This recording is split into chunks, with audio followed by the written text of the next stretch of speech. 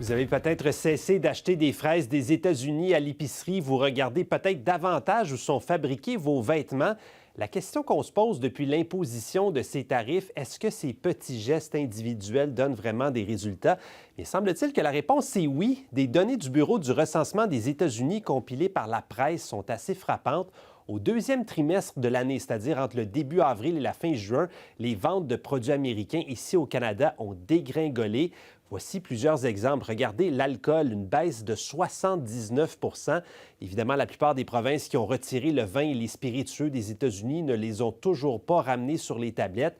Les véhicules et les pièces automobiles baissent de 31 la viande 21 les meubles, les vêtements, les produits cosmétiques, l'ensemble des secteurs sont touchés. On en discute avec Maxime Fortin, qui est politologue et chercheur à l'Institut de recherche et d'information socio-économique. Bonsoir, M. Fortin. Bonsoir. Êtes-vous surpris des résultats qu'on voit aujourd'hui? Oui et non, puisqu'on est quand même assez proche du choc. Et plus on est proche d'un choc, plus on est proche d'un traumatisme, plus les boycotts organisés en réaction à ce choc-là, ce traumatisme-là, sont, je dirais, efficaces. Donc, ce qu'on observe aujourd'hui ne me surprend pas. Je dirais que je suis un petit peu surpris par la force des chiffres, mais non, je ne suis pas complètement surpris. Oui, c'est ça. On parle dans certains cas de recul de 10, 15, 20 mais ça représente des centaines de millions de dollars d'achats en moins. C'est quand même un gros mouvement, là, un boycott qui semble fonctionner. Oui, c'est un boycott qu'on avait vu venir, qui avait été annoncé. Et ce qui va être le plus important d'analyser avec ce boycott-là, c'est vraiment sa durée. En fait, c'est sa capacité à se maintenir dans la durée. Il existe plusieurs types de boycotts et je dirais que malheureusement, en ce moment, on est devant un type de boycott qui n'a pas beaucoup de potentiel pour durer de plusieurs mois ou plusieurs années. Donc, à moins qu'il y ait le relais d'organisation ou encore d'institutions qui reprennent la coordination de ce boycott-là.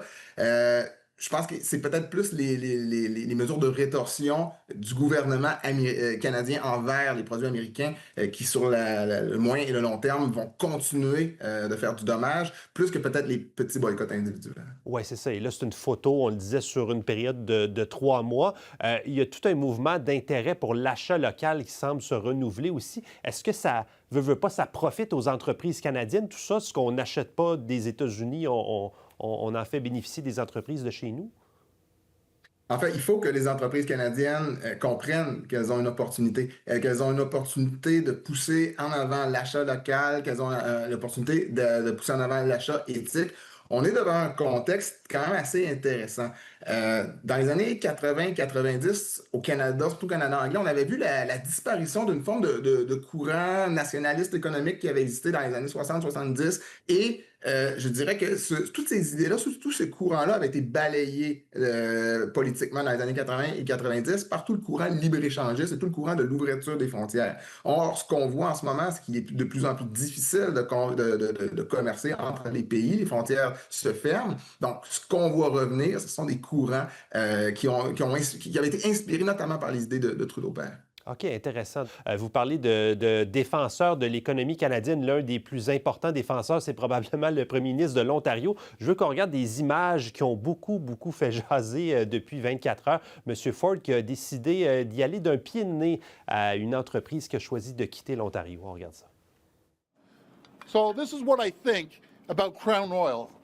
Start supporting companies that make whiskey here, buy Ontario. Alors, M. Ford qui vide la bouteille de whisky Crown Royal parce que l'entreprise a décidé de relocaliser sa production aux États-Unis. Il invite les Canadiens à boycotter cette marque-là. Quel effet ça peut avoir, selon vous, ce type de sortie? Évidemment, ça envoie le message que à tous les échelons de la société canadienne, autant au niveau de la population qu'au niveau des élites politiques, il y a une espèce de solidarité, de consensus par rapport à une forme de défense de notre économie qu'il faut faire au contexte américain. C'est un geste qui est très tapageur, qui est très spectaculaire, qui est dans la lignée de la famille Ford et de ce genre de politiciens. Mais je dirais que ce type de geste-là contribue à maintenir une forme de mobilisation envers ce qui est perçu comme une menace, c'est-à-dire les politiques économiques trumpistes. Là, vous le disiez tantôt, le combat se poursuit, mais c'est difficile de savoir ce qui va se passer. Si on se projette dans l'avenir, voyez-vous ces chiffres-là d'achat de produits américains continuer de reculer dans les prochains trimestres au pays? Je pense pas qu'on va voir la continuation de ce qu'on a observé aujourd'hui. Je pense que peut-être le boycott va s'affaiblir. La population canadienne a réagi très, très, très fortement et peut-être que le gouvernement américain, le président américain va continuer de provoquer et de piquer la population et possiblement que les boycotts vont continuer, mais je serais très surpris de voir le boycott continuer avec cette ferveur, avec cette intensité-là.